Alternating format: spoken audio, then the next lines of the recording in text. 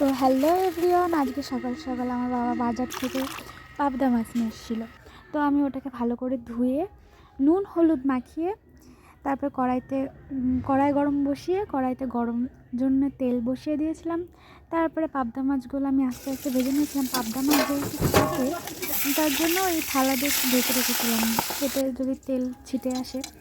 তো পাবদা মাছগুলো আমার এদিকে ভেজে তুলে রাখাও হয়ে গেছে। এদিকে আমি মশলায় জিরে, আদা, কাঁচা লঙ্কা, শুকনো লঙ্কা, টমেটো পেস্ট করে নিয়ে আবারও কড়াইতে তেল দিয়ে কালো জিরে, শুকনো লঙ্কা ফোড়ন দিয়ে আর এই পেস্ট করে রাখা মশলাটাকে দিয়ে ভালো করে কষিয়ে নুন হলুদ দিয়ে একটু চিনিও দিয়ে দিয়েছিলাম আমি।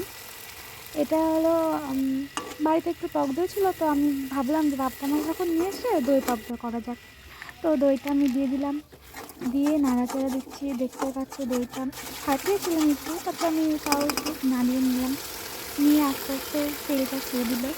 তারপরে ওই মিষ্টি ধোয়া যে জলটা সেটাও দিয়ে দিলাম, দিয়ে হালকা একটু জল দিয়ে দিয়েছিলাম আমি। তারপরে ভেজে রাখা পাবদা মাছগুলো দিয়ে নামানোর আগে খানিকটা ধনেপাতা ছিটিয়ে দিয়েছিলাম, ওটা দিয়ে নামিয়ে নিয়েছি। দেখতেই পাচ্ছ তুমি।